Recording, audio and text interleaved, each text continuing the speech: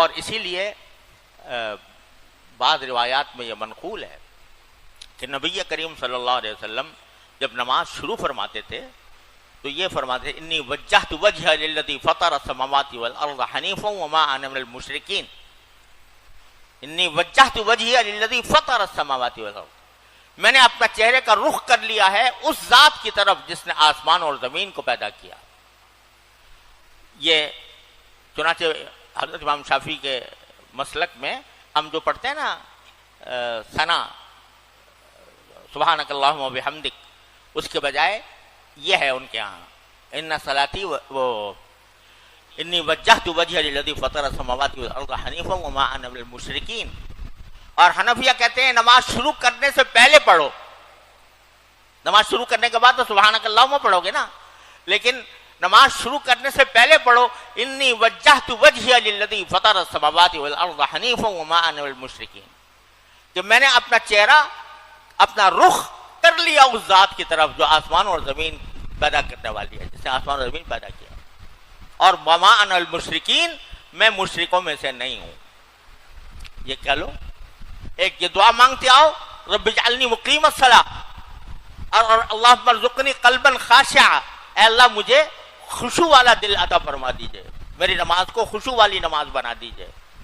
اور جب شروع کرو تو کہو انی وجہت وجہی للذی فطر السماوات والارض حنیفا وما انا من المشرکین. یہ بھی حضرت خلیل اللہ کی دعا ہے. قرآن کریم میں یہ الفاظ حضرت ابراہیم خلیل اللہ نے کہے تھے انی وجہت وجہی للذی فطر السماوات والارض حنیفا وما انا من المشرکین. یہ کہو اور پھر شروع کرو. اپنی سی کوشش تو کرو، قدم تو بڑھاؤ، اللہ تعالیٰ کی طرف چلنے کا آغاز تو کرو. یہ کرو گے تو اللہ تبارک و تعالیٰ انشاءاللہ ثم انشاءاللہ تمہاری نمازوں کو بھی بنا دیں گے، خشوع والی نمازیں بنا دیں گے. اللہ تعالیٰ ہم سب کو توفیق عطا فرمائے. پھر فرمایا ومن ذریتی، اے اللہ مجھے بھی نماز قائم کرنے والا بنائیے، میری اولاد کو بھی، میری ذریت کو. ذریت میں اولاد بھی آتی ہے، اولاد کی اولاد بھی آتی ہے، اولاد کی اولاد کی اولاد بھی آتی ہے. میری ذریت کو بھی نماز قائم کرنے والا بنا دیجئے. سکھا دیا کہ آدمی کو صرف دعا اپنے لیے نہیں کرنی چاہیے، اپنی اولاد کے لیے بھی، اپنی نسلوں کے لیے بھی، کہ اللہ ان کو نماز کا پابند بنا دیجئے، یا اللہ ان کو جماعت کا پابند بنا دیجئے.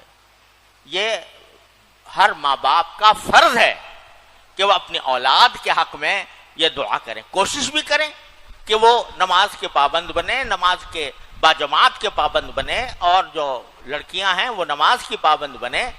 لیکن ان کوشش بھی کی جائے اور یہ دعا بھی کی جائے رب اجعلنی مقیم الصلاۃ ومن ذریتی، میری اولاد کو بھی نماز کا پابند بنا دے.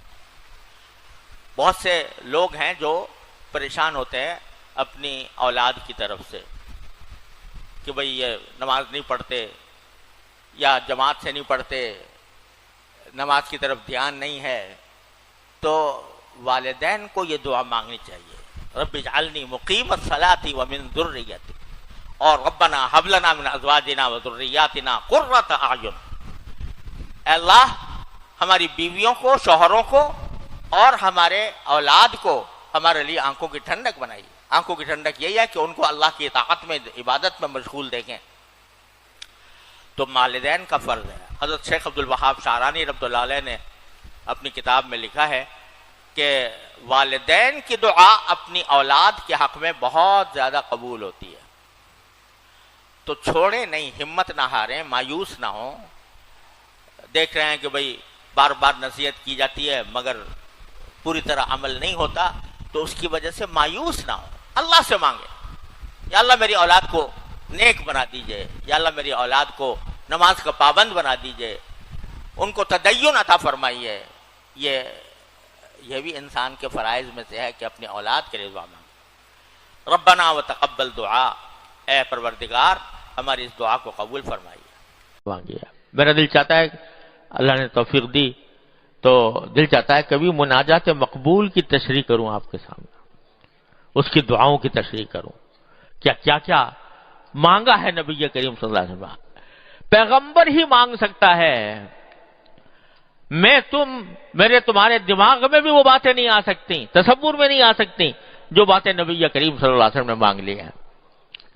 تو ایک تو آپ نے دعائیں مانگ مانگ کر اور صحابہ کرام کے سامنے وہ بتا کر اتنا بڑا ذخیرہ دعاؤں کا جمع کر دیا کہ آدمی اگر اپنی دنیا کی آخرت کی کوئی حاجت بھی ہو وہ چھوٹی نہیں ہے، اور ایسے الفاظ سے مانگی ہیں، ایسے کہ میں کیا بتاؤں، وہ آدمی کیا وہم و گمان میں بھی وہ تعبیر نہیں آتی جو نبی کریم صلی اللہ علیہ وسلم نے۔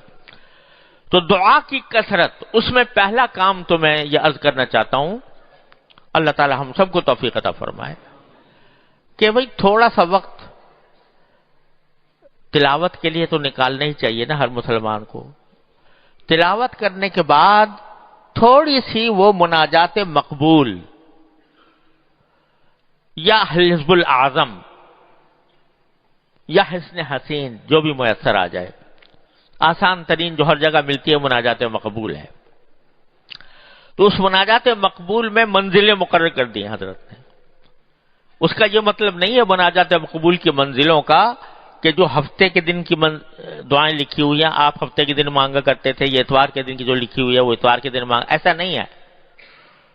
دعائیں جمع کی ہیں ہماری آسانی کے لیے، کہہ دیا بھائی یہ ہفتے جمعہ کو پڑھ لیا کرو، یہ ہفتے کو پڑھ لیا کرو، یہ اتوار کو پڑھ لیا کرو۔ تو ہر آدمی اللہ تعالیٰ اپنی رحمت سے ہم سب کو توفیق عطا فرمائے کہ تھوڑا سا وقت اگر صرف عربی میں پڑھنی ہو، صرف عربی میں پڑھنا ہو اور عربی جاننے والا آدمی ہو تو مجھے ایک منزل میں 3-3.5 منٹ لگتے ہیں زیادہ سے زیادہ۔ اگر کوئی آدمی ذرا اٹک کر پڑھنے والا ہو تو 5 سے 7 منٹ لگ جائیں گے اس میں۔ ایک منزل مناجات مقبول کی، اس میں مشکل سے پڑھنے جانے والے کو 3-3.5 منٹ اور ذرا اٹک کر پڑھنے والے کو 5 سے 7 منٹ لگیں گے، تجربہ یہ ہے۔ اب بتاؤ 5-7 منٹ کیا چیز ہے؟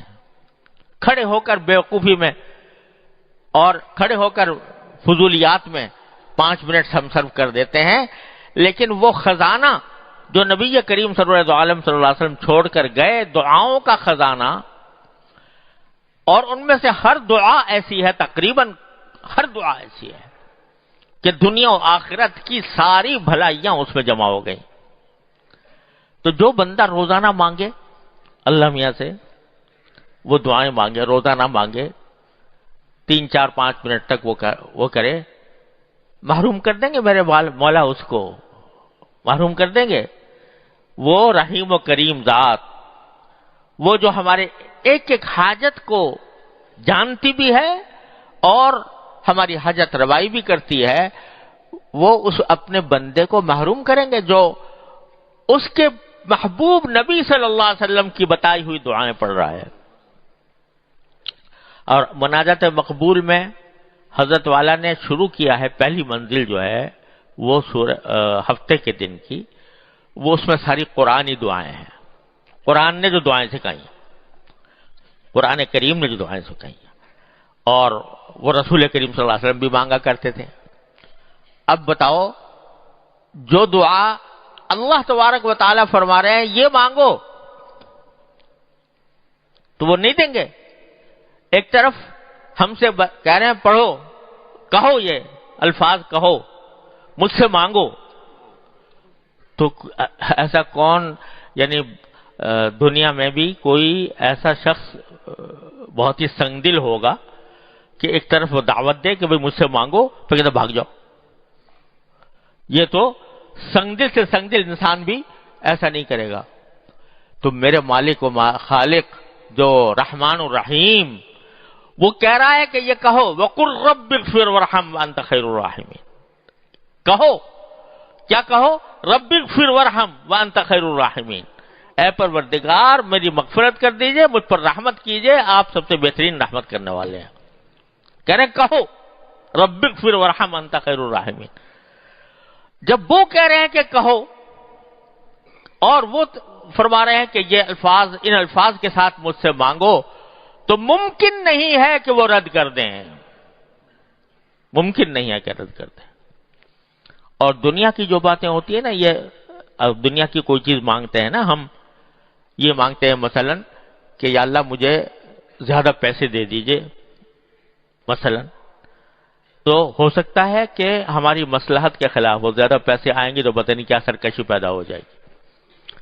لیکن جب دین کی بات مانگ رہا ہے بندہ کہ اللہ مجھ پر مغفرت فرمائیے، میرے گناہوں کی مغفرت فرما دیجئے، مجھے گناہوں سے بچا لیجئے اور رحمت فرمائیے، تو اس میں تو یہ نہیں ہو سکتا کہ دین کے اوپر چلنا مصلحت کے خلاف ہو، اللہ تعالیٰ کی مصلحت کے خلاف، تو دیں گے ضرور۔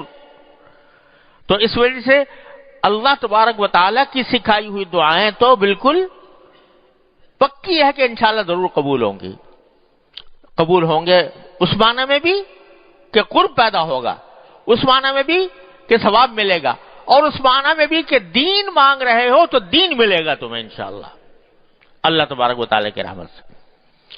تو وہ مناجات مقبول کی ایک منزل کا روزانہ معمول بنا لے بندہ، کیا مشکل کام ہے، 3-3.5 منٹ 5 سے 7 منٹ لگتے ہیں ایک منزل میں، اور اس میں دنیا آخرت کی ساری بھلائیاں آ جاتی۔ البتہ ایک بات عرض کرتا ہوں، وہ یہ کہ دعا جو ہوتی ہے نا، وہ پڑھنے کے لیے نہیں ہوتی، مانگنے کے لیے ہوتی ہے۔ دعا مانگی جاتی ہے، پڑھنا نہیں بلکہ مانگنا۔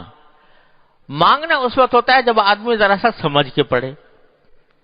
اگر کسی کو عربی آتی ہے اور عربی میں دعا جو رسول کریم صلی اللہ علیہ وسلم کی منقول ہیں وہ پڑھتا ہے اور مانگتا ہے، تو دل لگا کر جو مانگ رہا ہے اس کو، وہ دعائیں ہیں ایسی کہ آدمی کا دل کھینچتی ہیں، تو اس کے معنی پر غور کر کے مانگے اللہ تعالیٰ سے، صرف پڑھے نہیں مانگے۔